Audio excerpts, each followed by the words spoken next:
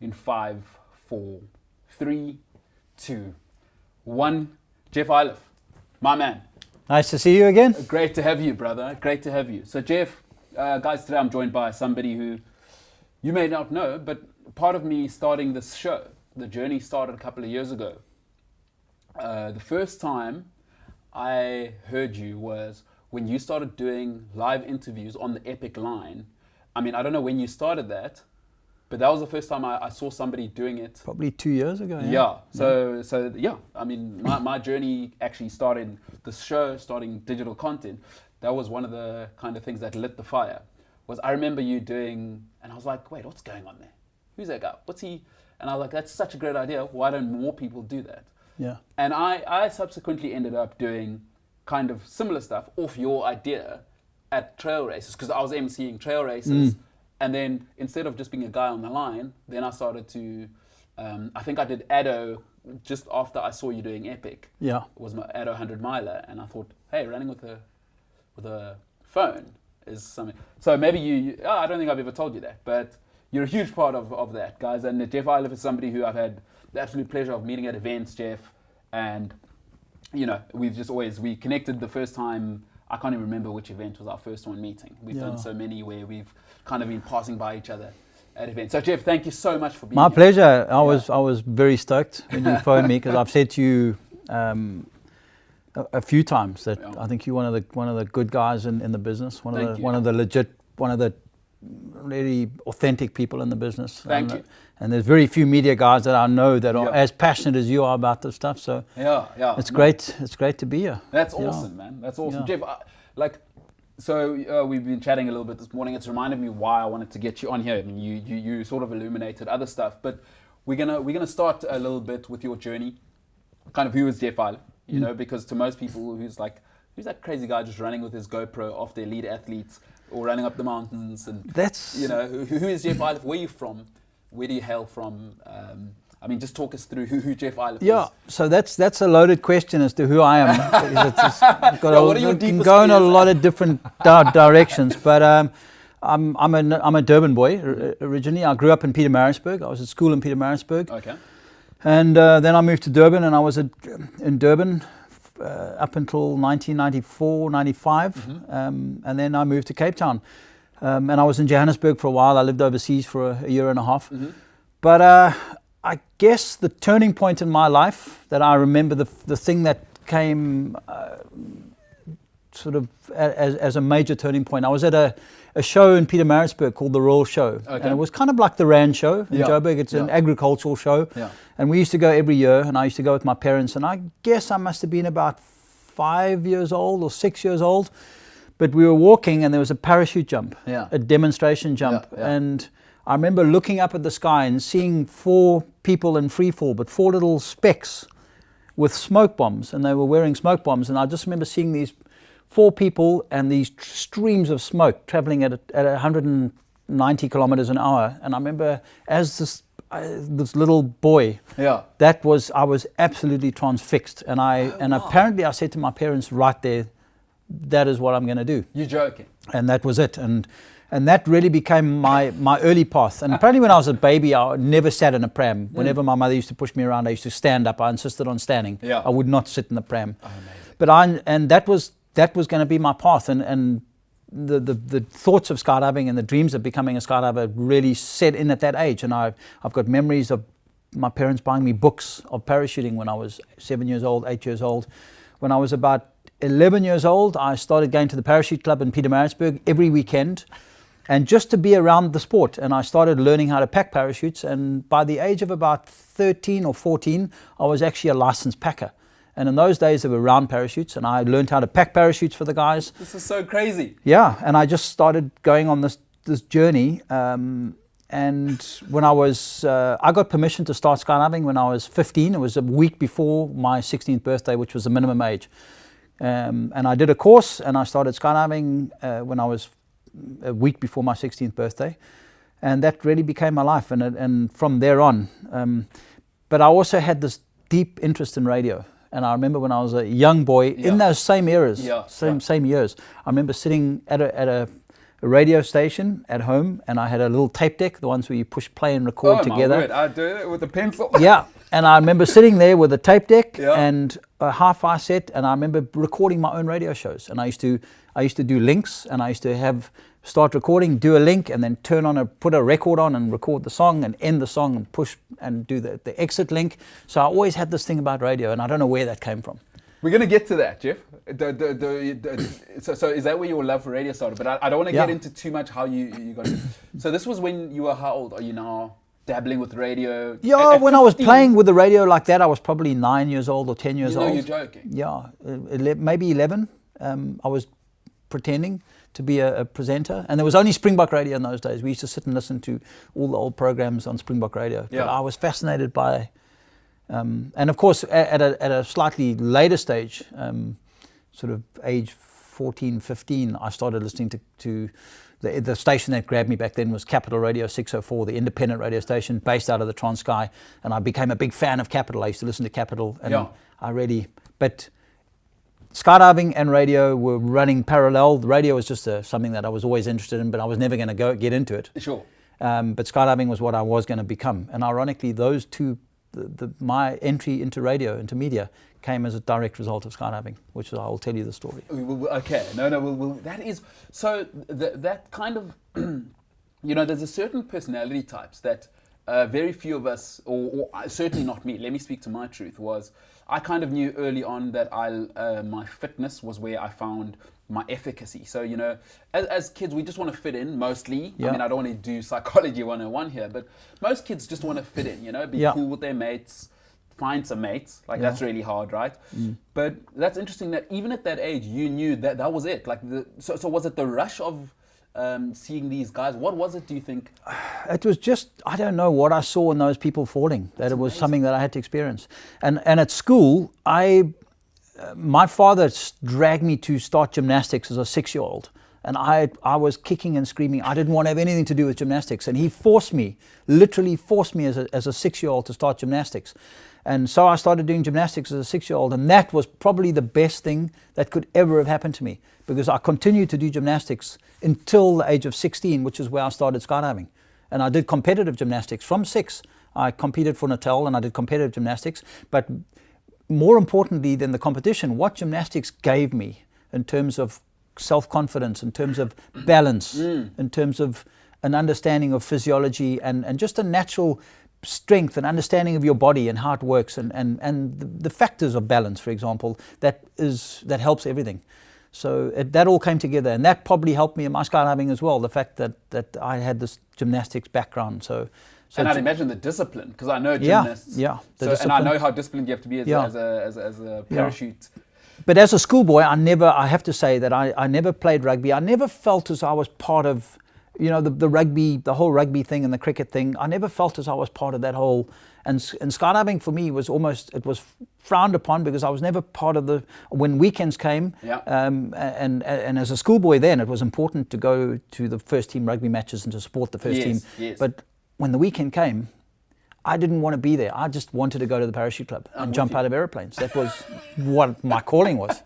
So my schooling wasn't great. I don't have great memories from school, because I was almost pushing against everything that school stood for. And I completed it. I finished my matric, but I was very much I was on kind of almost on a fringe, if you will. And I mean, especially with the way school is set up, I would say that must have been difficult, because it is like you say, everybody wears the same uniform. Yeah. It's almost, especially the more traditional schools. I mean, we went to both traditional schools. Yeah. It's rigid. It's you are basically just a number, and you will conform, or you'll feel the pinch of the system. You know? Whereas back in, I mean, you might be a little bit before me, but even in my time, I matriculated 2004, I still felt as though there was a pinch of the individual must never really express their individuality. Yeah. And so you think that romance to, you felt, for lack of a better term, free. Yeah. When you're doing something solo. Yeah. Kind of like gymnastics. On the floor, you're out alone. On the bars, you're out. So maybe your personality type is just that. It is. Once you're self-sufficient, you're happiest. Yeah. I don't know. Yeah, it is. And I've always had that personality type where I prefer to do stuff on the outside. There's a receptor gene called DRD4. There is. And yes. the DRD4/7s and above are anyone who's not comfortable being in uneasy situations and adrenaline sports, and there's nothing wrong with that, but there's a lot of people that are uncomfortable with that, and they DRD4, 5, DRD3, DRD4, or DRD4, DRD5s. But that receptor gene, if you DRD7 and above, then you are a natural risk taker. My matric year, I matriculated, I was at St. Charles College in Pietermaritzburg, and a classic example was my matric. I thought, I've got to go out. It was just such a fight for me to finish this matric thing. Yeah. And our matric year, all the matrics assemble on the main rugby field, and at the traditional matric, there's a special ceremony, a passing out parade for the matrics, and it happens on the rugby field. And my parents must have been beside themselves, because at 7 o'clock in the morning, we had to be there at 8 o'clock. 7 o'clock in the morning, I got into my school uniform, I got onto my motorcycle, and I didn't go to matric to school. I went to the airport, and I had a pilot, a friend of mine, it was highly illegal. There was no applications for show jump clearance from the Department of Civil Aviation. We took the aeroplane, Cessna 182, out of the hangar. We took off, and we flew, and it was cloudy, and we were flying around trying to find a gap in the cloud. And eventually it was like 2 minutes to 8. The entire school was on the parade ground. One of my best friends at school knew what was going on. No one else knew. And the whole school was there. All the matrics were on the field. All the school was around. And at 2 minutes to 8, or 1 minute to 8, we couldn't get higher than about 1,500 foot. And I said to the pilot, "You've got to fly me in." And he said, Jeff, we don't have the altitude for this. And I said, "I'm committed. You've got to fly me in." And I was in my school uniform. He turned on run and he flew me in at cloud base, which was too low. The legal opening altitude for a parachute is 2,500 feet.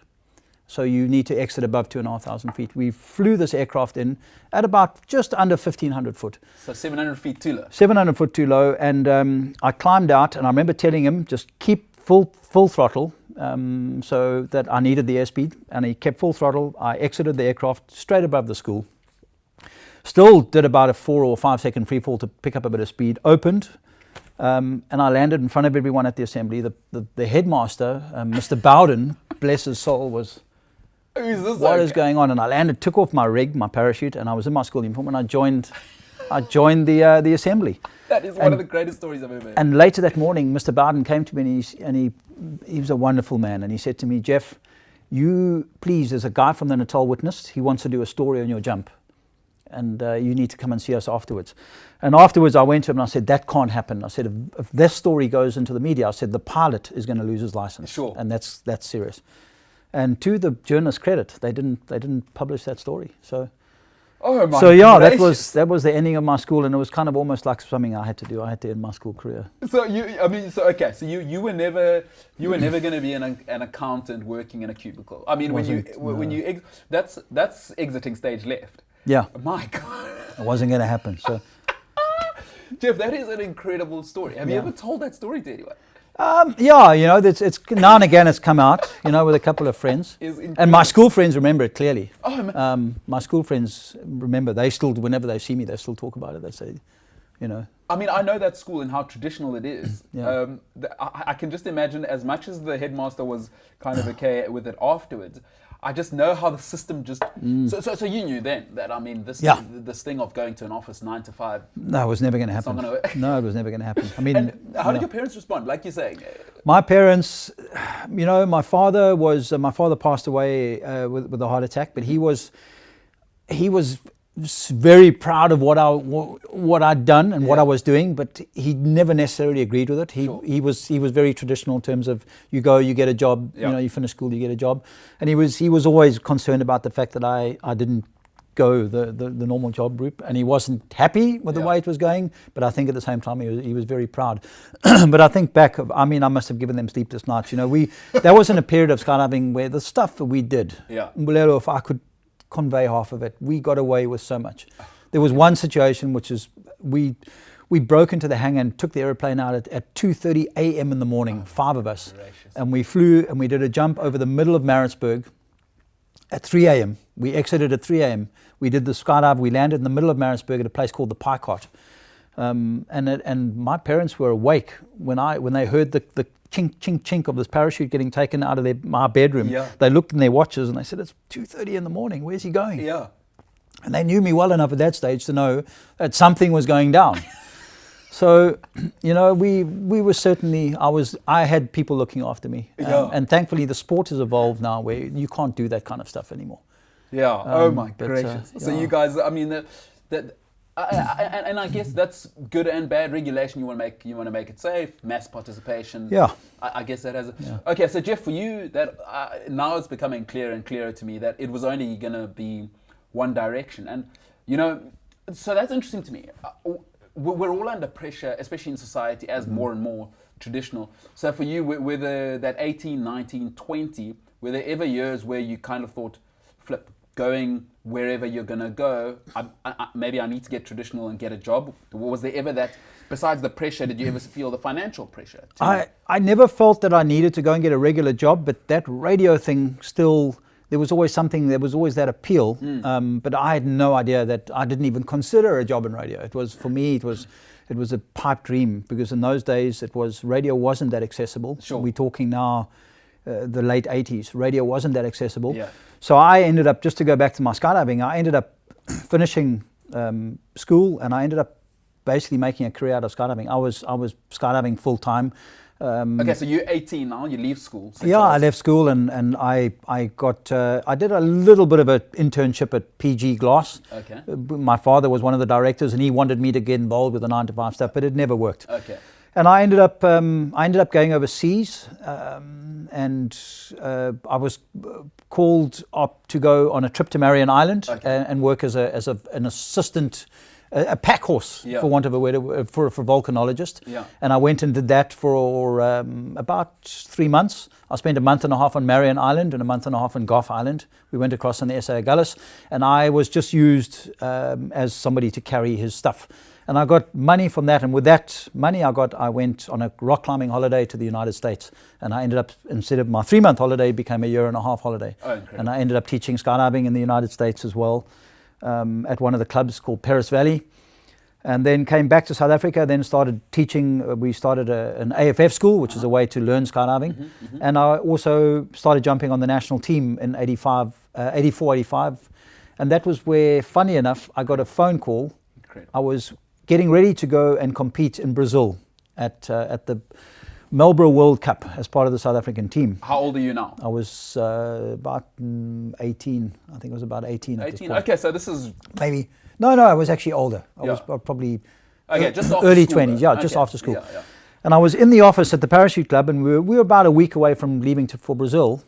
And I got a phone call, and I answered the phone. And I just happened to be in the office, and I answered the phone. And it was a guy called Dave McLeod. Okay. And I knew Dave from Capital Radio. The Dave McLeod. The Dave McLeod. Yeah. And he introduced himself. He said, I'm head of sport at Capital 604. And I said, Dave, I listened to Capital. That was one of the stations that I aspired to and that I listened to. And he said to me, we're looking for, can you put me in touch with somebody who's involved with this South African skydiving team who's going to the World Cup? We want to cover some stuff. And I said to him, well, I'm involved. And he said to me, okay, well, that's amazing. So maybe you can put us in touch with one of the team members, one of the jumpers. And I said, well, I'm one of the jumpers. And he said to me, perfect. He said, we would like, if you are keen, to chat to you every night for about a minute. From Brazil, we'll phone you and just do a little recording, and you can let us know how the competition goes that day. Awesome. And I was like, that's perfect. I said, you won't believe this, Dave, but I fancy myself as a bit of a radio guy. I've been doing my own. And he laughed and he said, well, that's great. Let's do it. And in fact, then he went one step further and said, okay, I don't know parachuting that well. So he said, we'll phone you. If you can just prepare a little wrap up yourself. And you need to end off that wrap up by saying, Jeff Ayliffe, for Capital Radio 604 in Brazil. And it was almost now, suddenly, this was almost more important to me than the skydiving competition, because I was like, man, I'm going to be on radio. And I did that, and we ran it for a week, or the time I was over there. We got back from the competition, and I got a phone call from Dave saying they were really happy with it. And he said, swing by the studios. We feel you've got a bit of talent, and if you're ever wanting to help us out, come and have a look. And I started going to Capital 604. one thing led to another. They said, come and spend weekends here and just learn how to edit and learn the trade and learn how to.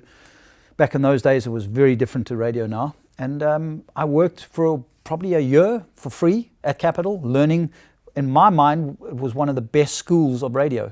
It was incredible. Yeah. You had no producers, no editors. The presenters did everything. And then one of the presenters left radio, Janet White, left, and guess who was in line for a full-time position? And that was my break into radio. You're joking. Yeah, and I started working as a sports presenter on Capital 604 in 1990. That was how it started. That's an incredible, like, full circle, stuck to your passion. Yeah. And your passion actually... And it was as a direct result of skydiving. I happened to be in that, yeah. So is that where your heart and soul is? I mean, we're going to go on to, obviously you've gone on to sort of diversify your portfolio, and we'll kind of get into where our intersection is and how I had the pleasure of meeting you. But is that where your heart is, skydiving? Would you say? No, look, sky sports was always important. I jumped probably for about 18 years and then I stopped.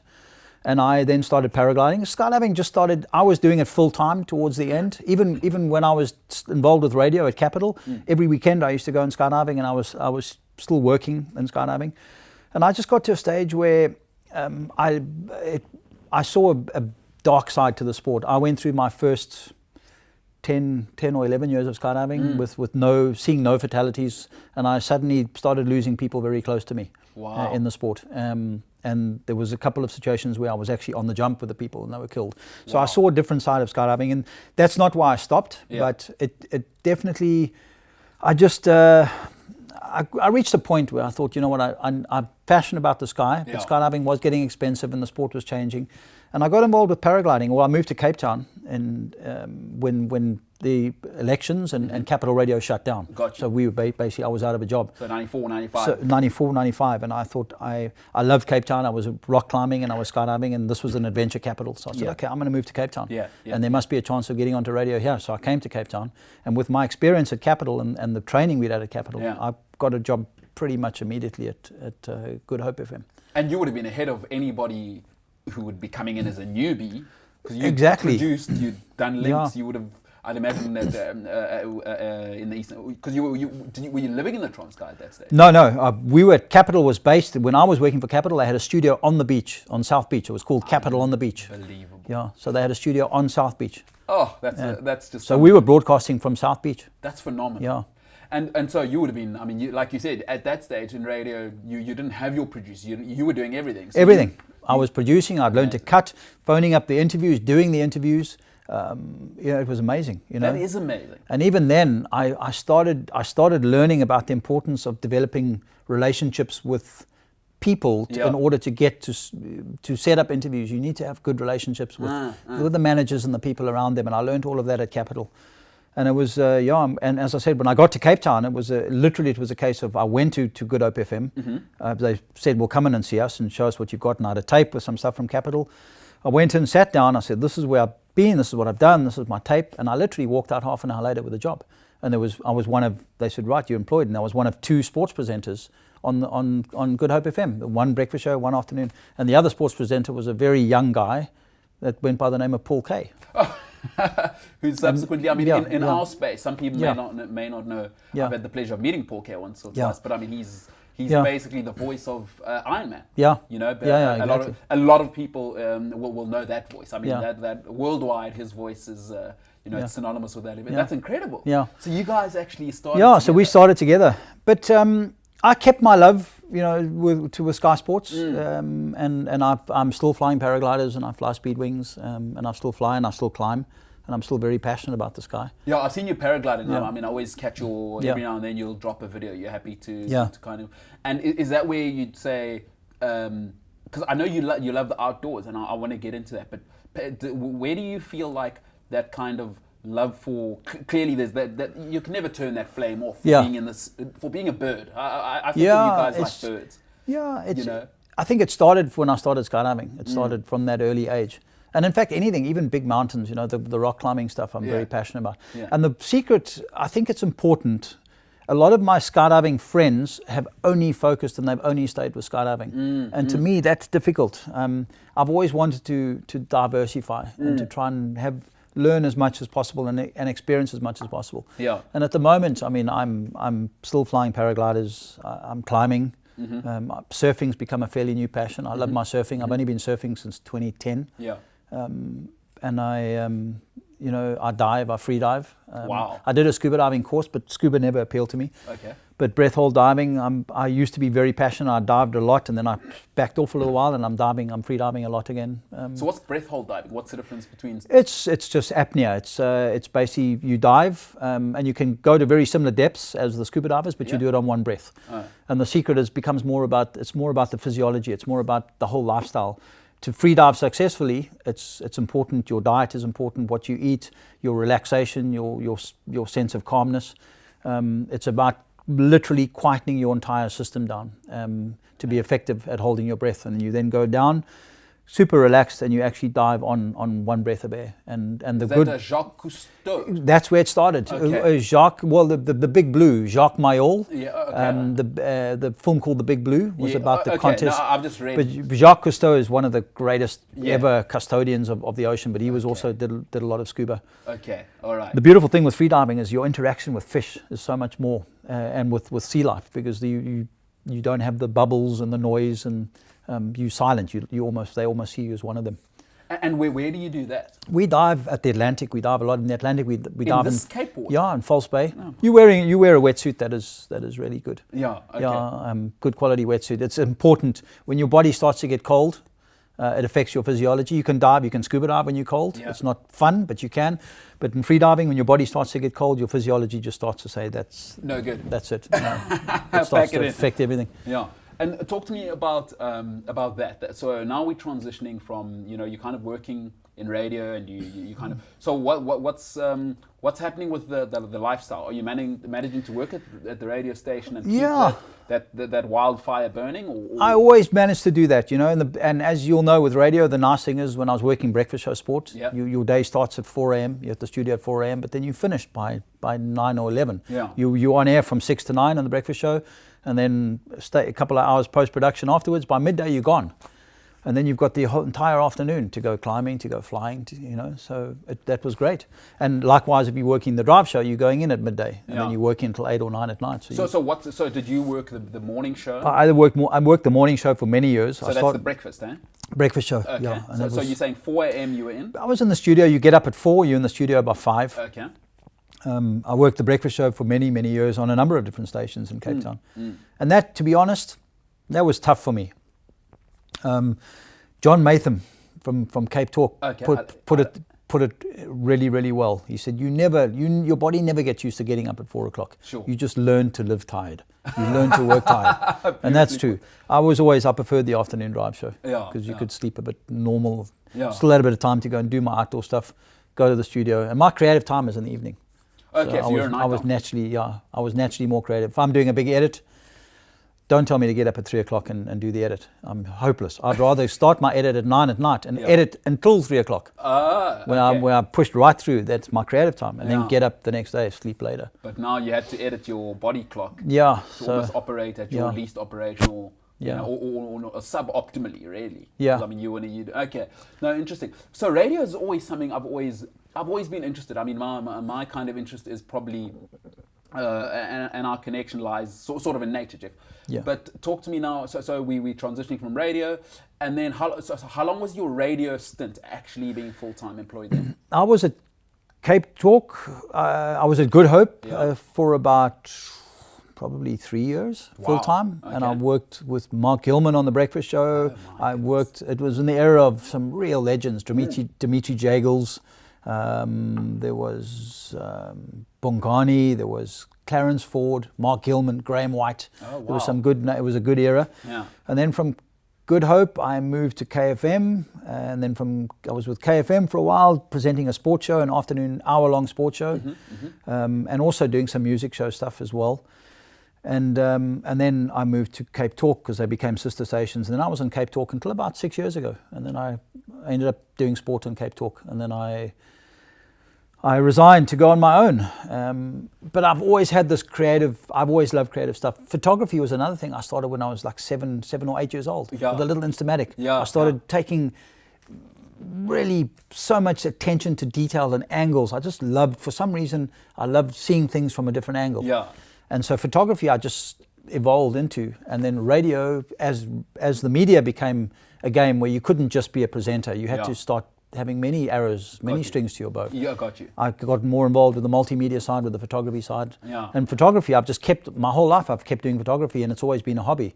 And it's only now recently, I had my first video camera 10, 15 years ago. I started shooting my own little really bad videos and uploading them on the first initial edit suites. And I was flying paragliders with a huge video camera mounted to my helmet, and a stills camera mounted in the front, and a neck brace from the weight of this helmet.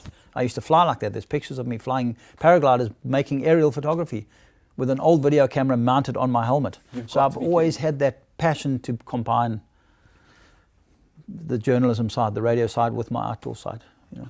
So, and I think as it moves forward, Jeff, it's naturally led. But once again, when I say you were the first guy I ever saw who said, you don't need it to be studio quality. I don't need to have a mic in my hand. I remember you doing, I think it was Nino Schurter, the first one I saw you, because you started doing those early morning ones at the Epic. I was like, that's such a great idea. Why has nobody ever done that? So you've always been pushing the boundaries. And like without blowing your horn, but you've kind of you cracked open that industry. Because I'm involved in the industry. I know everybody who does it. No one was doing it before you did it, how you did it at the Epic. I think the point of view, the Epic, probably, well, I can tell you for a fact that when I left radio full time, I was very nervous. I went through a couple of very nervous years about how am I going to survive. Sure. And the Epic were amazing. They were the first company, and I dealt in particular with Sarah. Yeah. She was the first person, and the Epic were the first company that just said, we've got confidence in what you're doing. Yeah. We're gonna pull you on board. And they started using me and gave me free reign to do stuff. And I started this radio syndication thing where I started doing interviews and syndicating that sound to all the radio stations. Amazing. And the Epic just helped me build that. So they were a huge catalyst in getting my business going. But I've always wanted to find different ways. There are so many people shooting images. There are so many people doing videos. Yes. And my passion was always to find different ways of doing things.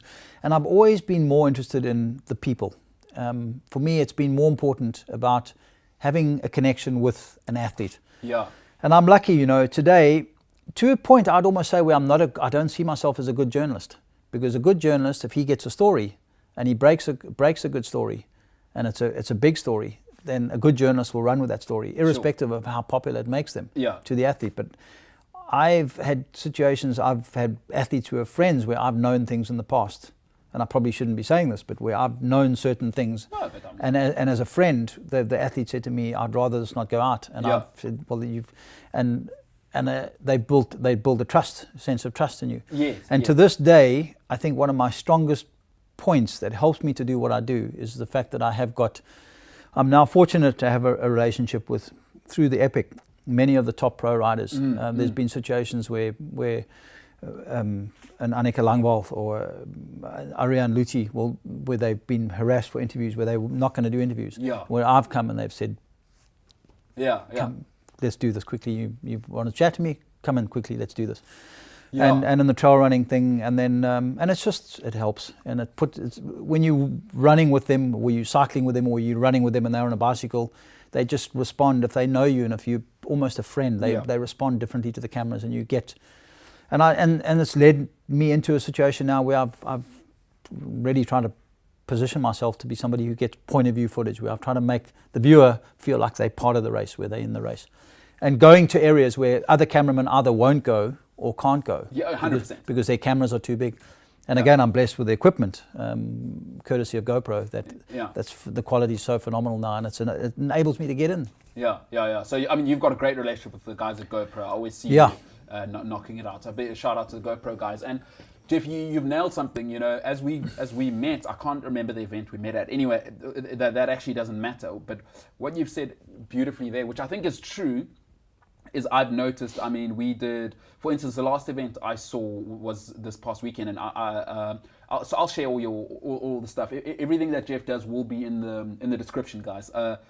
So what I saw was, you know, how the Khayalethu who won the thing responded to even on the finish line. Because I'm fortunate enough to constantly be in those situations, so I can see how people respond. And when there was a melee, like you said, there was, I think, a big television station and another. There were three guys just waiting with a big microphone. But the acknowledgement of you in that sense, and of course you did an awesome video, guys. Go and check it out. I'll definitely put it in the link. On YouTube, her back to back. Yeah. But I saw exactly what you're saying, and I think those high performance people constantly, they kind of know that everybody wants their piece of meat to take home, Yeah. and they're just a commodity. Whereas you're going, oh well, the fact that you're an elite athlete, no, that what you're doing is awesome, and you're kind of appreciating what it takes to get there, and you want to take me in. The athletes will respond to you differently when you don't use them as a commodity. Yeah. That's what I picked Exactly. up. You and Khayda, even on the finish line, how she was like so cool with you and kind of like, okay, I have to do the other ones. And she's not doing that consciously. Yeah. But I saw the response to you, which I thought was quite... There's something else happening there. And that's why I think my respect for you has been that, is you aren't... Nobody's wrong and right. I'm just saying what I respect and love about you is you're going, this is awesome, but one thing I've always liked about you, and we were talking off camera, is spiritually you love what's happening. You're like a little child in a candy shop. I've seen it. The way you take your GoPro, the way you like so in it. You almost, it's almost as though you're sacrificing your enjoyment of the event because you're so sucked in, you're in it. I'm at my happiest. After a race like the Epic, or 8 days of that, I'm absolutely broken. I'm exhausted, but I'm, like you said, I'm super passionate about what is making them tick, and looking for the stories within the stories. Noticing little moments that I know that was a moment, and that's something that's gonna happen.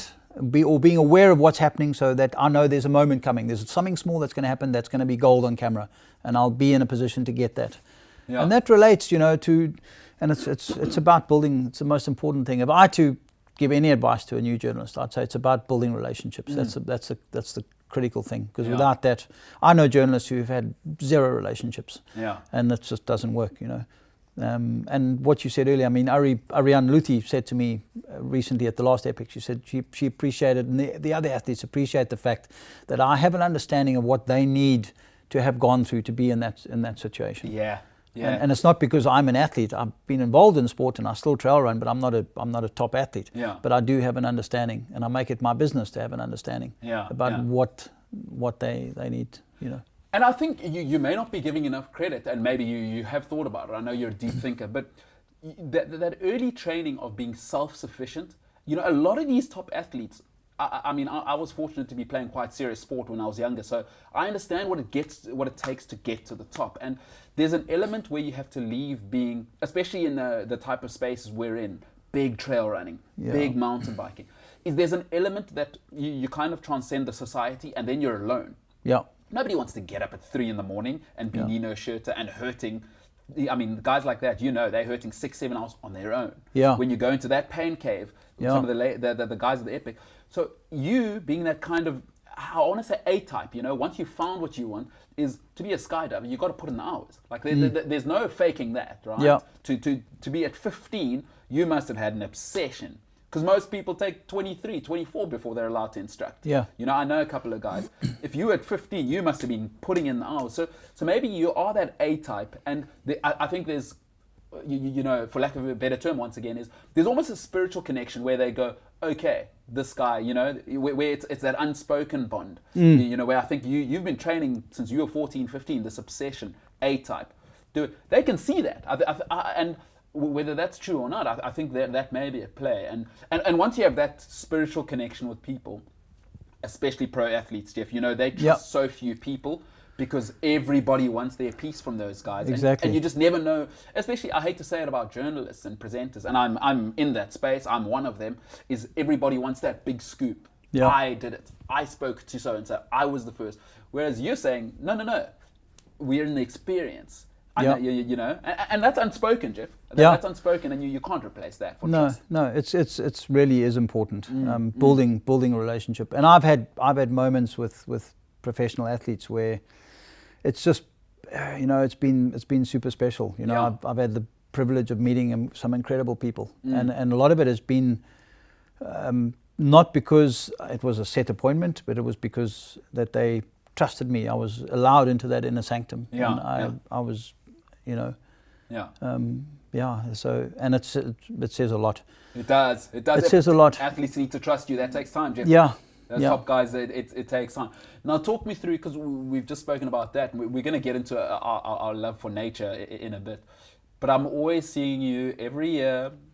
I traditionally know it as the Volvo Ocean Race, right? And I mean, it's gone through a couple of evolutions, but I always see you in that space as well. And I just see them as big, crazy yachts. But talk me through that, because what's happening? What happened there? How did you transition into that? Or that I actually grew up. What do you do? What do you do in that space? The Volvo Ocean Race. Just to go back to sailing.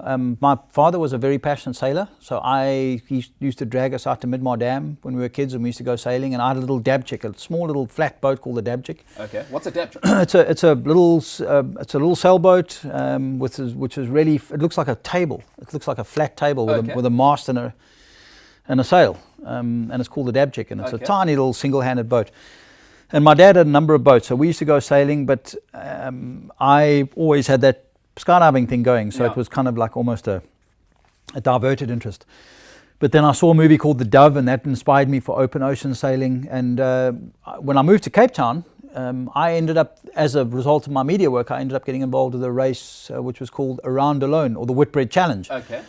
And I made a connection with sailors, and it's just like I realized, and again, because it was outdoors, so it ticked all those boxes with me. It really appealed to me. The solo around, there was a race called Around Alone, which is now known as the Vendée Globe.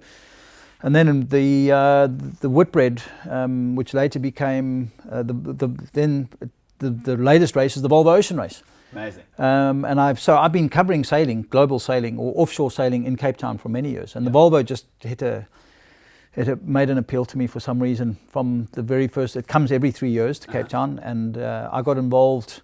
It's the Formula One of sailing. Well, not almost. I get the equivalent. It's a top end, one of the top, with the America's Cup. It's one of the top parts of sailing. And the America's Cup, would you ever be looking to get involved? I would love to get involved, but there used to be a link with Shosholoza, with South Africa, but there's no link anymore. And that's sailing, the media niche in sailing, is the media group. It's very, very tight and very small. And I guess once you're in, something like you said, that's the cream of the crop. Once you're in there, that's like a dream job. Exactly. Yeah. So getting involved with the America's Cup would be it's like getting involved as a Formula One journalist. I mean, that was my big passion. Yeah. Formula One was always, when I was working full-time on radio, that was always my favorite sport to cover. And it was always a dream to get involved with Formula One, but being based here is obviously going to be very difficult. But the sailing stuff, I love the Volvo Ocean Race. I got to know a lot of the teams that come here every 3 years, like a traveling family. Then I had my first experience where I was offered an opportunity to sail on board a Volvo Open 70 in the import race, in the Pro-Am, what they call the Pro-Am. When was that? This year? It was the probably 3 Volvos ago. Oh, okay. And then every year, and so I got my first experience on a boat called Camper Emirates Team New Zealand. Yeah. There was a South African, Michael Paminter, who was on board. He was on the crew, so I sailed on Camper, and I was so excited that I was on this huge, incredibly powerful race boat. Yeah. And I was filming with my GoPro. And then the next Volvo Ocean Race, I was on board with Team SCA, which was an all-ladies team. Okay. And I took a complete flyer. And I said to the skipper, I built a relationship with him, and I said to her, listen, I would love, what are the chances of me going to the top of the mast? It's a 100-foot mast, going up the mast during the race and filming. And she said to me, I think it was a test. She said to me, have you got your own harness? And I said, I have actually. I've got a climbing harness. And she said to me, we'll bring it tomorrow and we'll see how it goes. So I was almost a sleepless night for me. The next day was the import race, or the Pro-Am, and it was blowing 13 knots in the bay. It was galing, and I was like, it's not going to happen. But I still put my harness on, and I put on all my kit, and we got on board SCA. And I remember getting on board, and Sam, the skipper, looked at me, and she sort of looked at me, looked down at my harness, looked back at me, and she didn't say anything. And I thought, well, it's never going to happen. We went out, and she said to me, do you want to go up? Oh my! I said, are you kidding me? And she said, you've got 2 minutes if you want to go. So I was winched up this mast, and I was up this mast with my GoPro on a Volvo Open that stage of 65-footer, and it was the most probably in all my years of media, that was probably the most unbelievable experience I've ever had. This boat was doing 30 knots on the bay, heeled over, and I was up the mast filming. Obviously tied in. Are you like 80, 90 feet up, or are you right at the top? No, I was at that stage. I was probably at the second set of spreader bars, which was halfway. So what's 100? 100 feet. Like 30 meters. Yeah, 30 odd meters. So you were 15 meters in the air. Yeah. That's insane. But the best part is that this last Volvo Ocean race, all the girls then split up onto separate teams. And when I went on to the next boat, which was one of the teams, I can't believe the name slipped my mind. They were one of the favourites to win. And there was one of the girls that had been on SCA, said to me, you were up the mast on SCA, I presume you're going to go up the mast again, put the harness on. And this time they let me go right to the top. So I was at the very top, 100 foot up at the top. Conditions were a lot lighter, but it was the most incredible. What's more of a rush? When you're in control, like in a Mapfre is a team, the Spanish boat, Mapfre. Mapfre, yeah. Oh, Mapfre. It was unbelievable. And so I was up the top of this mast filming, and that's insane. Tell me, what's more of a rush? That, right, in conditions where I'd imagine it's never like, it's not a glass, yeah, you know, that, or where you're in control, like paragliding? Which one had you going like, uh-oh? No, look, I think the excitement from that, because it was a completely new environment for me, and because I realized what a privilege it was to be experiencing one of those boats in a very unique position, because even amongst the crew, the bowman is normally the one that will go up the rig and services the rig, and a lot of the sailors will tell you they're not really interested in going up. They don't want to go up the rig. Yeah. So it was a huge privilege to be in that situation. That's, you know, it was like, I mean, I've done another experience that I had that was close to that I will never forget. There was a Formula One driver in the 80s. You may or may not remember. His name was Thierry Boutsen. He was a Belgium Grand Prix driver. He raced for Williams. He was a brilliant wet weather driver. And I was taken on a couple of laps around Kyalami, the old Kyalami in Joburg, in a big Mercedes with Thierry Boutsen driving, and it was just super special to be in that car with a Formula One driver. Oh my gracious. Experiencing that was pretty special. Jeff, that is wild. Hey, this has been a part of your. So there's obviously something in you that. So now we're going to transition. I mean, you've transitioned perfectly into that, but. Talk to me about your love of nature. I mean, that's where I see you the most. That's where I'd say our cross-section is. My love for the mountains. I met you within the trail, the running. But what is it about that? I mean, I always see you. You're out in mountains. You're out in open spaces. Yeah. And you work in that space. What is it about that draws you in? I think when I moved to Cape Town, it started really. I've always appreciated beautiful things in nature. When I was skydiving in Maritzburg, my strongest memories are being above cumulus clouds and flying where it's under the cloud, it's overcast and murky and grey, but being above this cloud, having these big cumulus clouds next to us, and I really got to learn and to appreciate nature. But when I moved to Cape Town, I then started climbing in big mountains, and I started to run in the mountains, and I then started to realise the beauty in nature. And the biggest turning point was when I started to dive, and started getting involved with breath hold diving and free diving, and I then dived with friends who are very involved with conservation, and I started to learn about the issues and the problems that we're facing, and especially in terms of the marine side. Sure. And I just really, my love for big birds, for the big eagles and the big raptors from skydiving and from flying, took me to go and meet people who are at Eagle Encounters, Hank and Tracy Chalmers, who run Eagle Encounters, to learn more about the raptor rehabilitation. Yeah.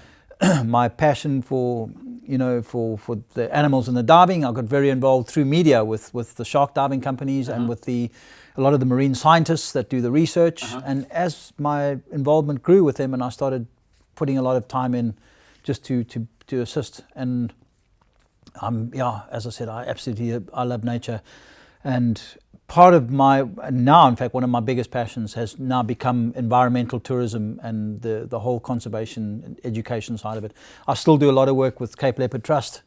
I do a lot of work with the Two Oceans Aquarium. They've got so many amazing programs with the rescue and the rehabilitation of penguins, of sharks, of turtles. And I've got very involved with them, just assisting and going and shooting stuff in their tank and doing media stuff for them. So it's something that's very close to my heart. So you're involved more in content creation for them. You're not yet involved in taking people on these eco tours. No, look, it's something that and as we speak, I'm busy working on something to possibly get involved with the eco educational type tour, which will involve hopefully Two Oceans Aquarium.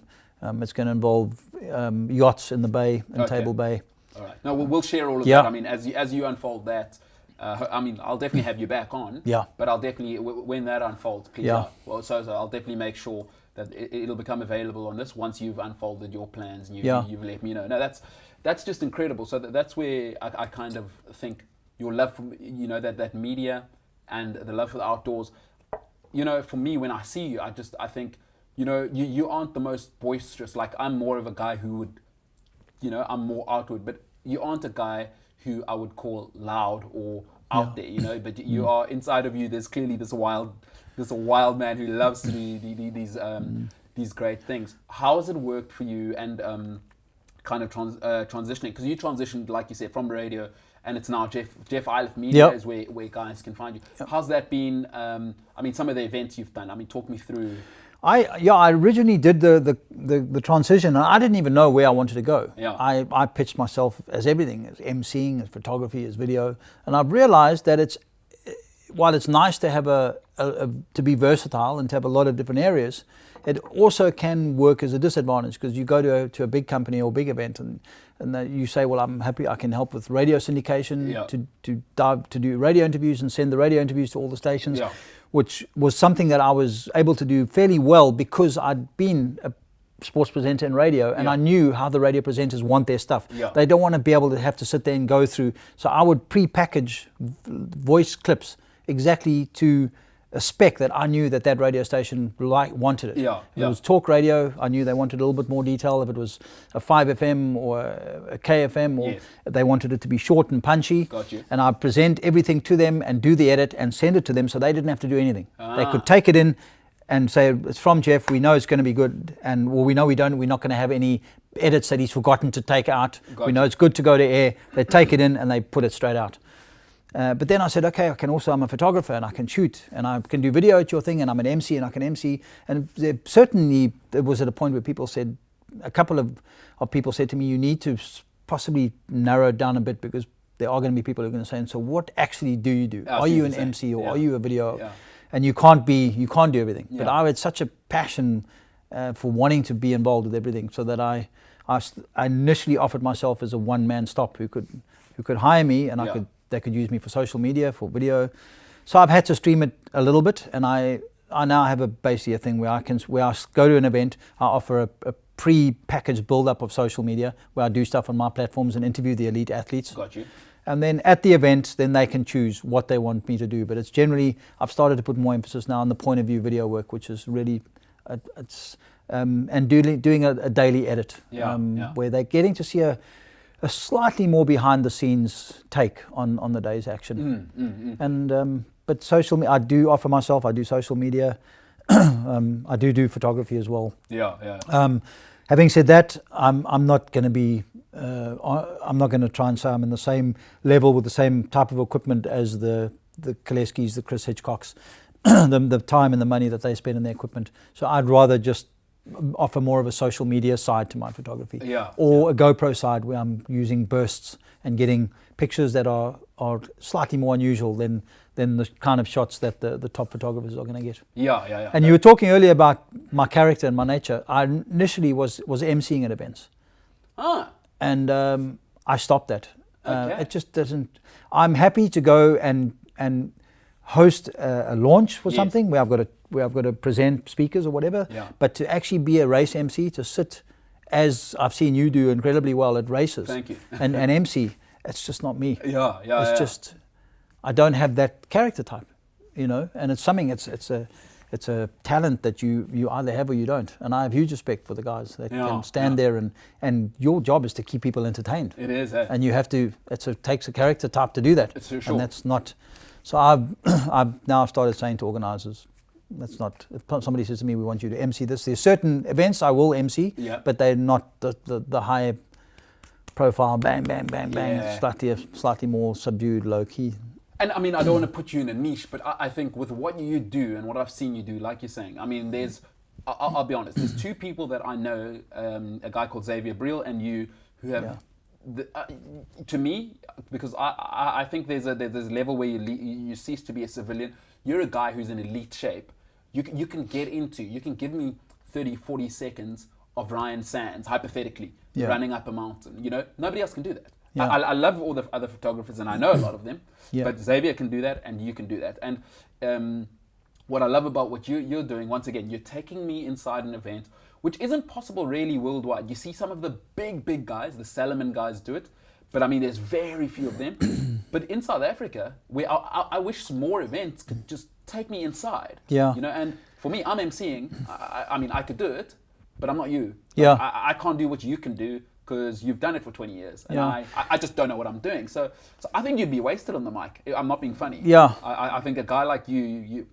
And I'm happier doing in that space when I'm out there. Then we're going to get quality, right? Yeah. The people are happy. One of my proudest achievements in terms of that, what we're talking about now, is there's another event that I work on that have been amazing to me, and I work on every year, and it's one of my favorite trail runs. It's the Otter African Trail Run. Yeah, I've seen your work with the Collins brothers, and it's just such a magnificent race. And I got involved, possibly the event that broke me into something with GoPro, that I realized, okay, this GoPro thing can be special, was when I took my GoPro in the year that Mark Lauenstein broke the 4-hour mark, and that was an incredibly special day for me, because I was involved in the whole build up to that, and I was traveling with Mark Collins when that unfolded. And they started, and Mark was like, okay, we need to go. And the way I worked on the Otters, I was driving with Mark, and he'd take me to a point, drop me, I'd run down onto the trail, run with the leaders, run back, go up off the trail, join, get back in, and Mark and I would leapfrog to the next spot. And we were racing, and I was filming, and I was getting some really nice stuff. And then I remember Mark dropping me off at Blowkrans, and he said to me, okay, you've probably got about 20 minutes to get down to Blowkrans. You'll get down in 10 minutes. You can have about a 10-minute wait. Mark will come through and then come back up, and then we can come back up. And Mark's incredibly fit himself, so he ran down as well. And we ran down there, and I literally we got down in 10 minutes, and I literally hit the bottom, and I heard the whistle, and I heard somebody shout, "Athlete, athlete!" And here came Mark Lauenstein. And it was this mad panic, and I rushed, grabbed the GoPro, turned it on, ran with him into the water, and I looked at Mark, and Mark was like looking at me and looking at his watch and going, I don't believe this. And we got out there, and then Mark started doing mental calculations in his head while we were driving to the finish. Started doing these mental calculations, and he looked at me and he said, I think I'm about to lose 100 grand. And we got to the finish, and again, we got there, I got out, ran, and I heard the announcer, which I think was Altus, yelling, and I ran, and I saw this flash, and I saw Lauenstein running, and I arrived at the finish, and it was a pontoon, the finish pontoon, and I arrived there with my GoPro, and I didn't have time to think, and he was already approaching the crossing, and I got there with my GoPro. I hadn't had time to think about the shot, and I was like, what am I going to do? And I did the first thing that came to mind. I saw the river and the pontoon, took my GoPro, and I just dived in, and I swam. And as I got to the beam, I grabbed the beam, and as I pulled myself out of the water, the camera was running, thankfully, and here came Mark over the beam, and over the bridge. And I just threw my camera up, and I got that. And that to me is probably my favorite ever shot in my outdoor media. I've got a shot of these long legs, and the Swiss flag going over me, and that was the moment that he broke the record by, I think, 20 seconds. He was inside. Sub 4, and he changed the game. And subsequently, I've started doing that at the Otter. And this last Otter, in fact, was probably my proudest moment, was that the leaders, it was the Golden Series final. And the hardest part that is finishing on those after the waterfall, between the waterfall and the lodge, what used to be the restaurant, those big blocky boulders. And the leaders were running over there pretty quickly, and I managed to catch, I think, the first 3 or 4 athletes, but running the boulders with them, filming, then running back, catching the second guy, running the boulders with him, filming, and I got some really nice, I got some really nice footage on that technical side. But for me, that was the true test, because I not only had to be close enough to the runner to keep him in frame, but I was trying to think of being creative, and if you know those boulders, I had to be very aware, Yeah. because you do not want to fall there. That is broken ankle stuff. So apart from keeping my own footing and following him, and again, that just showed me that, okay, this is definitely something where I can start working at. And I think South African organisers are probably starting to go there, like, because we're still quite conservative, you know. People still think big TV, like, but now you're opening up, you're cracking once again, you're definitely pioneering it in my eyes, and I try and keep an eye on everything. Something like that. So I've had the pleasure of running the Otter both ways. Yeah.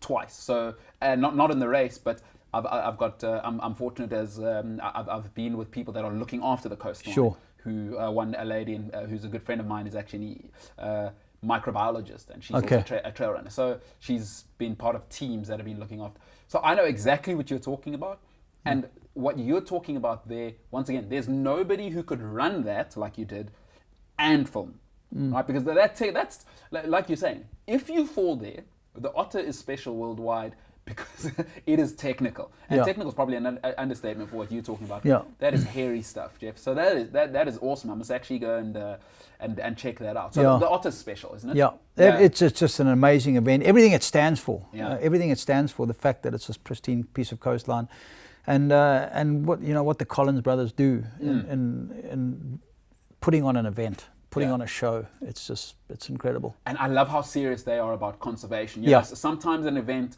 something like the Otter has blown up. But what I think, what's great about them being world-class adventurers, and they're invested in that, you know, in that part of the world so much. Like Yeah. they are really, it's in their soul, you know. Yeah.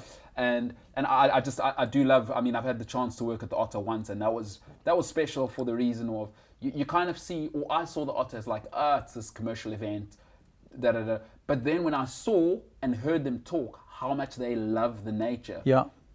I then went, I see. When you're spiritually invested in something, Yeah. and then over time, people will see that. Yeah.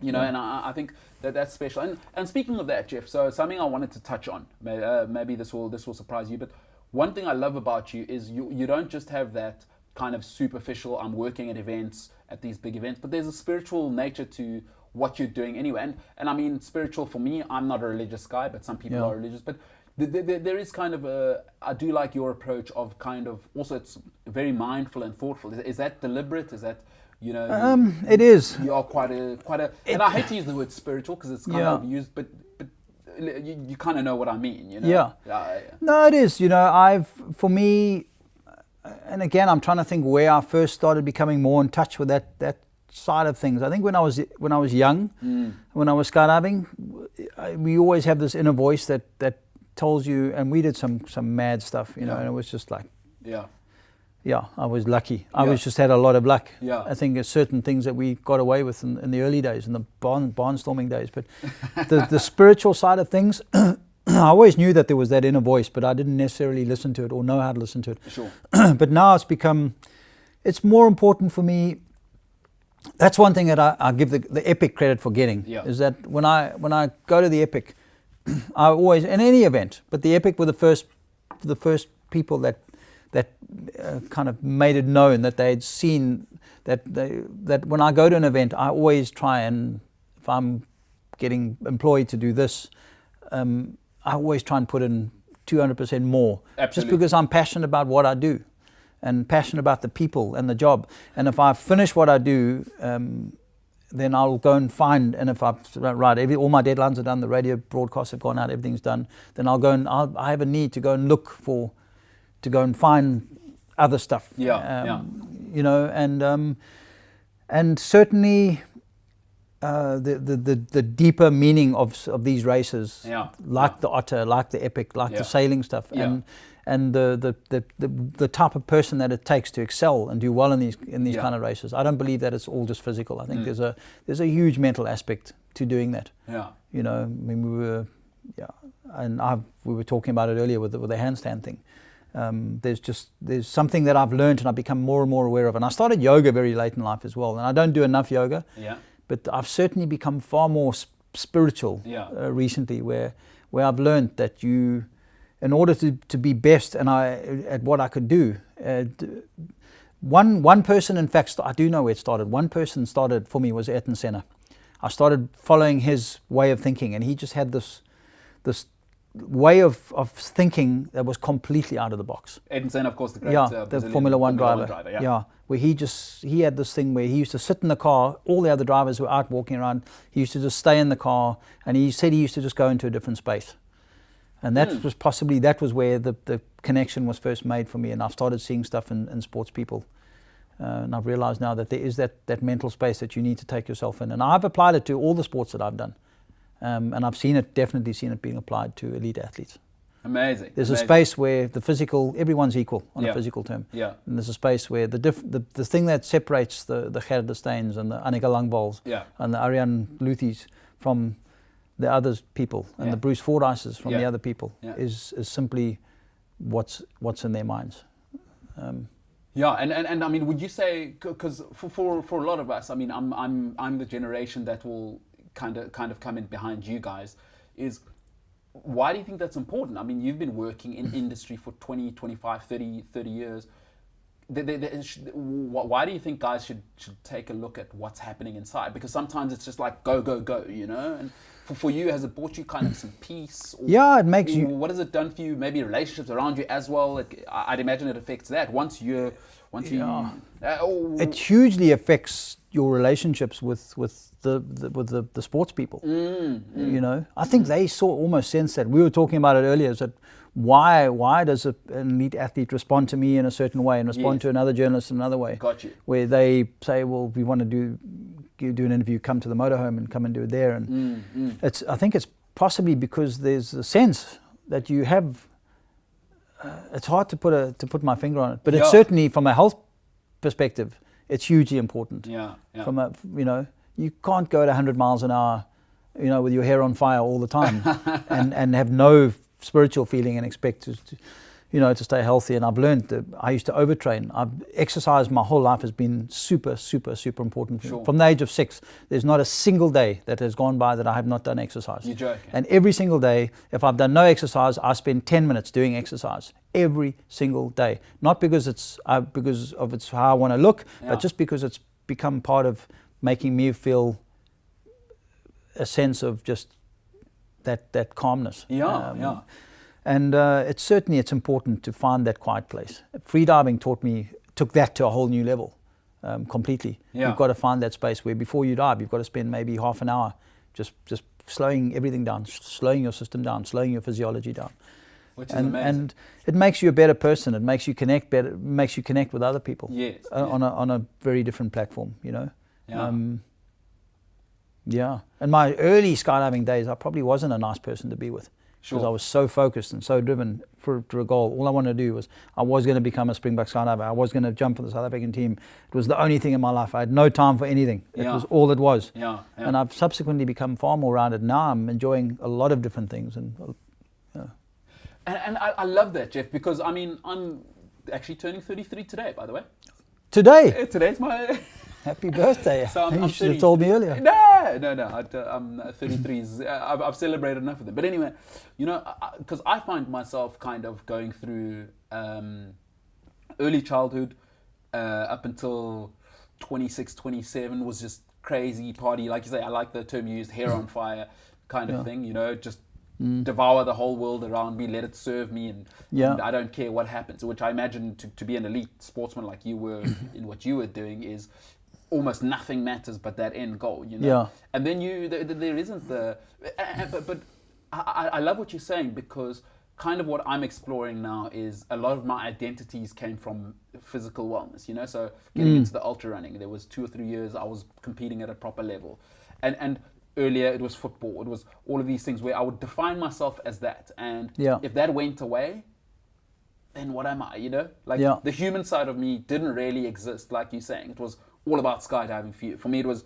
the football, and then the football was taken away when I was 19, and then it was just like drinking and going wild forever, because there was no human side to me, I would say there was no root. Like, you don't have to be religious once again, but that spiritual root, like all my relationships with my parents, my friends, and even myself was everywhere. And then I couldn't really work consistently anywhere, because I had no roots. Like, and then I I was so erratic, and I wasn't useful, first of all, to myself, and secondly to anyone. I can't be. It's almost like, what can I get from you? What can I? You know what I mean? Because spiritually, like, I don't care about the consequences. I don't care how it goes. I don't care about helping you, as long, you know. And I'm really. I think that's such an awesome piece of advice that you like to guys is slow. You have to slow down and acknowledge the spiritual side of yourself. You're not just flesh running around. Yeah. You know, and I think, Jeff, I don't know if it's relative, but whenever you kind of did that realization, I get to work with you, you know. And for me, I'm the type of guy who, whenever I'm in a situation, no matter what, I've always had this thing, and I think I get it from my mother, to be able to observe who's trying to do what in a situation quite quickly. And one thing I observed about you, because when I'm on the mic, I also get to look around. Yeah. And I remember you, I can't remember where I was emceeing, but you were the one person when I talked about how great the day was. After that day, I can't remember what event it was, but you actually went and ran up the mountain. You were the only person that said, you know what, you're right. Like, why am I not doing that more? And I can't remember what it was, but that showed me that even in the melee, because you were working and your stuff is, you're chasing athletes everywhere all the time. You must have been burnt out. But you were the one person that day who said to me, you're right. Why are we not out there more? Why are we not appreciating that we live here more? And you went and ran up, and it was the end of a long day. It was the end of a long day. But that tells me that you're saying, I'm not just this flesh who's capable of working. I'm like, I can connect with nature. I can, and we're a part of nature. So if you're telling me you can connect with nature spiritually, you can connect with me better. Like, Jeff doesn't just see me as somebody who can make money for him or connect him to a CEO. He's like, he sees the humanity in me. Yeah. And Jeff, I mean, you don't need to hear it from me, but I truly believe that's why these elite athletes are willing to let you into their inner sanctum, because I think that maybe they can sense, and I don't want to talk for people. I don't know these top guys, but you know, personally, I know very few people who see me as a human being. Like, they humanize me before they worry about, you're an MC. You also do media. Like, just who am I as a person? And when they see that in you, Jeff, I think you must never underestimate that. And that's why I think even though we've been kind of in and out of our lives, we do chat every now and then, that's what I loved about you, is first and foremost, I realized that you humanized me straight away. So, brother, I can't tell you how important that is. And I'm sure I'm sure that's a part of your thinking. It is important. And again, I can't stress the importance of building relationships with people. But the thing is that they need to be natural. They need to be real relationships. You can't, by the same token, you can't say, well, somebody can't be listening to this now and say, well, that's a cool idea, and then go and try and pretend. Yes. It's got to come from the right place. And if you don't feel you have it, then you've got to go and find where do I find this? It's got to.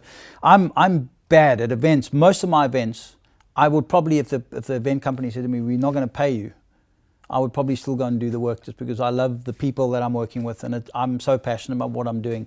I'd say, well, I have to try and find some other way of making this earn money for me. But no, it's just, and I've never overlooked the fact that I am really, really, really lucky. And there's been moments where I've just, where something's happened with an elite athlete, where I've just realized that, well, that's what I've been working towards. That's why it's important to, you know, to have this kind of relationship with people. Yeah. No, Jeff, but now and I love that about you, bro. And I think you know, I'm fortunate to be moving in this direction. We'll definitely get to do more work together. I'm 100% certain of it. Now, you said this handstand thing. So you're currently a couple of handstands in. Where are you now? 1-0? About 118. 100. Okay, so what's happening there with? Let us know what you're doing there. Yeah, so I was in Wilderness at the beginning of the year. And I've always, since I did gymnastics, we spoke about that, I've had a passion for doing handstands. I've always enjoyed them. And I didn't do a lot of them, but like every 2 months I'd just do a handstand somewhere, and my shoulders would hurt a little bit, and you know, and my balance would be a little bit sketchy. But then I was doing a handstand at this river on the 1st of January. And my son, Talon, took a photograph of the handstand, and it was kind of a really cool place, and it was a nice environment, and so he said to me, like, it'd be a good idea to like maybe do a handstand every day and, you know, get a picture of it. And then I said, well, like, you know, like every day of the year. And then I had another friend who challenged me and said, right, well, let's do a handstand every single day of the year for 365 days. And they did 3 and they stopped. And I basically have just carried on. And so my mission has now been to do 1 handstand every day for 365 days. I don't know why, but it was just because it was something, it wasn't meant to go to be a big thing on Facebook. It was just going to be something I wanted to do, and maybe just take it in a place where it's an interesting picture. Yeah. And this thing's just gone crazy, you know, and it's taken on a life of its own. And it's now I got to a point where I'm 118 in, and I'm starting to get phone calls from people saying, come here and come and do handstand there. And the craziest thing was, I think 90 in or 80 something in, I was at a Caltex garage on the garden route with my son. And there was a woman standing there looking at me, and eventually, where you been? I'd look at her and she'd look away, and eventually she came up to me and she said, sorry, I'm really, don't want to be rude or a little bit embarrassed, but aren't you the handstand guy from Facebook? Joking. In Wilderness? In Wilderness. Oh, she said, at the Caltex garage at the Views, outside the Views Hotel at Wilderness. She said to me, aren't you the handstand guy from Facebook? And I was like, and my son just burst out laughing. Oh, that's hilarious. And I was like, I am. And she said, well, she had a friend of a friend of a friend who was a friend of mine on Facebook, and he's been sharing my pictures, and she now follows. And now, as you know, wherever I go, it's like, hey, you know, have you done your handstand today? Yeah. So it really has become. And the interesting thing is, the most incredible lesson has taught me is that it takes me 2 minutes or 3 minutes to do the handstand, get the picture. But for that 2 minutes or 3 minutes a day, I can now literally do a handstand anywhere. And my shoulders don't hurt, my balance is just as. So if you're thinking of practice, I'm practicing for 2 minutes only a day. Yeah. Look what it's done. So think of that in terms of that old saying about if you're a golfer. Yeah. You know, practice your golf, practice your swing, practice. That to me is the ultimate proof that practice is something that cannot be overlooked. Well, Gary Player's one was the more I practice, the luckier I get. Yeah. Because number 100 was a pretty cool one, hey, on Cape Town Stadium. Yeah, that was the one. Technically, that wasn't very difficult because it was a flat surface. It was glass, so I had to look through the glass, and my vision, your vision, if vision exceeds 40 meters, your eyesight then starts. Your eyesight can triangulate a distance of 40 meters. Yeah. That's why people got scared of heights. People who get very, very phobic about heights. Yeah. Your eyes will take in a distance of 40 meters, and when it's beyond that, then they start to try to find something else to triangulate. Yeah. So I was doing a handstand on the see-through glass on the roof. Technically, it was a flat area. It was a windless day. Technically, the handstand wasn't difficult at all. But when my eyes started to search and they started going beyond that 40-meter that mark, and it's the issues, the balance issue started to get quite interesting. I saw that, and he's walking on I remember going up the Eiffel Tower. Right, I'm just like, oh my goodness, this is the end of my life.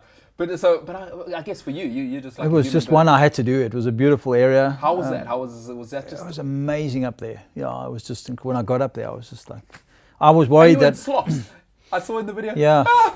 I was worried about the fact that I wasn't going to be able to show the size of the relative of the stadium, but it worked with the GoPro. It worked out really well, and the security guy actually took that photo. Oh really? Yeah. Because I saw the video, I think it's on YouTube. Yeah, the video. He actually took it. I sort of framed it and held the camera up, and I said, okay, this is when I start shooting the pictures every half second, you're going to lose the visuals. So you need to just practice now. And there's the camera, hold it. Yeah. And I said, don't move the camera. I'm going to start it. You need to keep it where it is. Amazing. And he stood there and he did it. Yeah. And it was certainly one that caught the attention of a lot of people. Amazing. And I've had ones that have been more difficult than that, but that was one. Yeah, geez, I saw that. I thought, oh my goodness, that's absolutely incredible. Yeah. So Jeff, before I let you go, it's been just there's so much, and you're gonna have to come back. So I mean, you've transitioned through all of this. The journey's been media, outdoor, sport. Talk to me about Jeff Ayliffe Media. Yeah. And where that's going, because I mean, I get to see you at events, but maybe guys don't know, because traditionally some people may know you as, oh, Jeff Ayliffe, the radio guy. Yeah. And then some people like myself, I'll only know you as, oh, Jeff Ayliffe, and some people may go, who's that guy? There's this crazy guy who's always got his GoPro in a river chasing elite athletes, you know. So, Yeah. so where exactly So where what I'm doing with it now is background. My radio background is still there. I'm still on air on Cape Talk every weekend. I do the Outdoor Report and the Breakfast Show with Africa Milani every weekend. So I still have a link to radio. Sorry, what channel is it? It's on 567 medium wave on Cape Talk. And then basically, so I still keep where I'm focusing the media business now is I go to events. I offer my services where I go to an event, and basically I will charge just for the 2 days or the 3 days of the event. But included in that I will do a preview, a build up the week before, where I will do social media for them. I'll do interviews on my phone or my GoPro, and so do a pre-publicity build up period with them. At the event, I offer, as I said before, I offer primarily the video stuff now and social media. The photography side, I'm not set up as a standalone full-time photographer with all the different lenses and stuff. So it's primarily social media, GoPro, the point of view GoPro footage, and the day edits is what is probably my strongest point, where I can almost guarantee that I will offer a very unique behind-the-scenes look via the new GoPros, which are phenomenally good. The new Hero 7, I mean, the quality of this image quality is incredible. And where does your footage live? My footage lives on my YouTube channel, which is just Jeff Ayliffe on the YouTube channel. Yeah, I'll put that in the links. And then at the same time as offering the day edit and the I will go out and put the viewer in the action, in the position of that, and do the day edit. But I will also then do the radio interviews and send off the radio interviews syndicated to the commercial radio stations afterwards, and obviously the social media and the build up in the week leading up, where I will do videos and interviews and social media. Yeah. So those are the areas. So it's become more of the radio syndication, and the video side is where I'm focused at now. And the video side, I just want to reiterate, because I follow it and I've seen what you're doing, and once again, what I love about you and what I know, because I don't mind saying it, but I'm happy to run with the fastest of the fastest and the fittest of the fit. You're the only guy who could do it with taking me into the action in this country. I know that for a fact, and I absolutely love that. And I've seen it. I've seen you on some hairy, really sending it in hairy places, but taking us inside. So that's awesome. So I'll put up all your social media handles, and the guys will get to kind of see what you're about, what you're doing, and what you offer. And then where can guys get a hold of you? What's the best way? Email? Yeah, email jeffayliffemedia@gmail.com, all one word, AYLIFFE and JEFF, and then also my Facebook page. It's pretty much everything's open there now. So a lot of my handstands and stuff go onto Facebook as well. And that is also, they can go to my media Facebook page or just my name. I've got two. I've got Jeff Ayliffe Media and Jeff Ayliffe, just my standard Facebook page. Cool. I put content up on that as well. And I'm on Instagram. On the gram? I'm on the gram as well, obviously. All right. I don't tweet much. I mean, I have got a Twitter handle. I have got a Twitter. But how's your Insta? Is Instagram? My Instagram is active. Yeah, okay, so we'll. But I'll put all of these below. Yeah. And enough organisers, event. If I can just, have we got time? If I can just bring up one thing on the Twitter side, I want to share a story with you on Twitter, because it was something that was very close to my heart at the time. And I used to be fairly active in Twitter, and I used to do quite a lot of Twitter. I don't anymore, because Twitter's got a side to it where that I realized just how volatile and how dangerous Twitter can be. Sure. I was employed to go and do something at the Met. JNB, for those who don't. A number of years ago. Horse riding. A number of years ago at the Met, and it was, I think, maybe 3 or 4 years ago. But you might have met one of the top billing presenters, a guy by the name of Simba. He passed away. He passed away. Yes, on his way to the Met. Yes. I met him just before. Yeah. Now I knew him through media stuff, and he was an amazing person. Reminded me a lot of you in a way. He was just a good. It wasn't about the media. Sure. Much like you, it wasn't about the media. It wasn't about the business. It was about just connecting with people and doing what you loved. And he was an amazing person. So I was at the Met tweeting for the organisers, and I was sending out tweets, and then I got this news that Simba had passed away right then in a car accident, and he was actually on his way to the Met to fly. And in my naivety of how social media works, Yeah. I sent out a tweet and just said, listen, this is what's happened. And I said, just while you're at the Met, please just keep Simba's family and friends in mind. This is what's happened, and please just spare them a thought. If you're at the Met while you're enjoying the Met. And I was kind of a little bit numb at the time. I was like, I can't believe that Simba's had a car accident and died. So in retrospect, it was my mistake. Okay. I should have contacted, and maybe social media people can learn a lesson, or young people in social media. Yes. In retrospect, I should have contacted the organizer who'd employed me and said, listen, this is what's happened. May I send out this tweet? And what do you think? But I didn't know how Twitter worked. I didn't know the protocol and the ins and outs.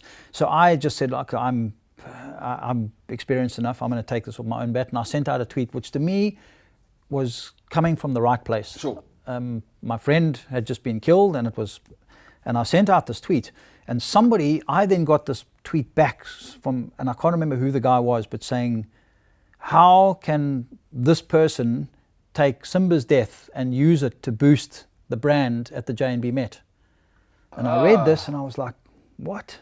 My word. And before I could say that sentence, it had been shared by Alex J, was one of the people that jumped onto it. And Alex didn't know it was me. Sure. Alex jumped onto it and shared it. And this thing, within 10 minutes, was viral. Within half an hour, it was blown up out of the water. It was the only thing that was being spoken about at the Met. Yeah. It was viral. Yeah. And I was reading these tweets coming, and then the organizer phoned me, and they were in a panic, and they then deleted it. They deleted my tweet, which was, in my opinion, they should never have done. Yeah. I should have gone on and I should have said, guys, I'm the person who sent this tweet. Yes. This is where it came from. This is where it came from. And this tweet was deleted. And of course, when it was deleted, somebody had screen captures, and it just made it even worse. Yeah. And this thing, and I've for that period that I was this target of these levels of hatred that I've never. And I was so upset because I know what kind of a person I am, and I know where that tweet came from. I know where that came from. And I eventually sent a personal message to the originator, the guy who first retweeted that, and explained to him, and he understood, and he came back to me, and he's on a private message on Twitter, and he said, Jeff, I'm so sorry. He said, after reading what you said, I can't do anything now. I can't pull this horse back. It's gone. It's running. And it was News 24 got a hold of it and wrote this really bad article, which I read the following day from News 24, and it made me very angry about Sport 24. It made me very angry about what they'd done. And it just was a bad space for me. And I was wanted to go on air, which I could have done. Sure. Because nobody knew it was me. I wanted to go on air at Prime Media. Everyone knew about this.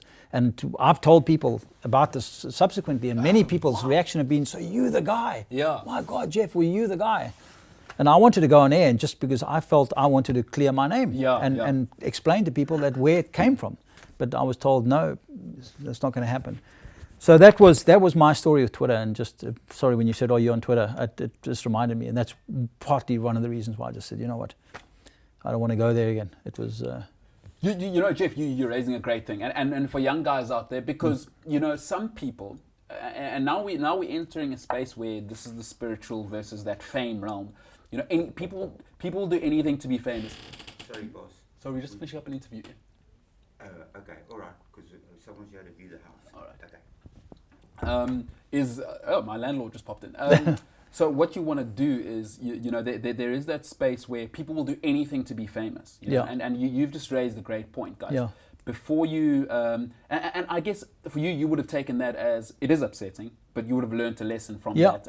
And to any young people, I advise them, you need to be so careful when you start your career out.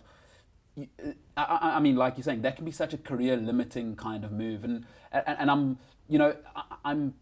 it's terrible that it happened to you. But it's a lesson, and I hope subsequently people have learned from that. That can be a jarring experience. Yeah, well, I certainly have. I learned that. Yeah, and it was I was wrong. I should have phoned them, or I should have got hold of them and said, "Can I send this out?" And I didn't understand the medium. 100%. I didn't understand Twitter. Yeah. Anyway. But here we are. That was it. Yeah. And you've learned your lesson. Yeah. Well, Jeff, I mean, everything you've got to say will be on there, and I'm constantly inspired by you, brother. So we need to probably share the outdoor spaces more, but we'll chat a little bit more about that. And I'm looking forward. You've got some cool adventures, and I know there'll be awesome work that you have this year. So I'm looking forward to having you back. And it's cool that I've kind of introed that you're somebody who's in the space. And the next time you're back, we can talk more about the actual events that you do, and maybe the anecdotes from back in the day. We'll have more anecdotes. I was going to say earlier anecdotes. I've got a mile of them, and so that's something on its own.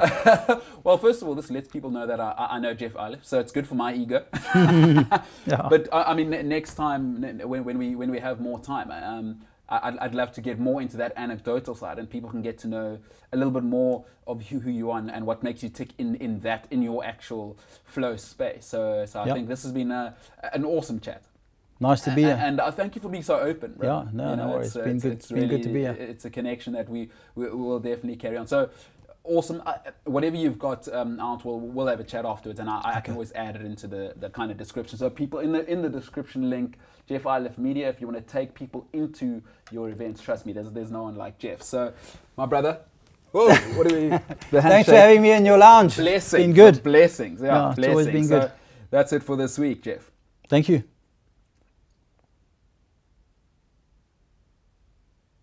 That was awesome. You have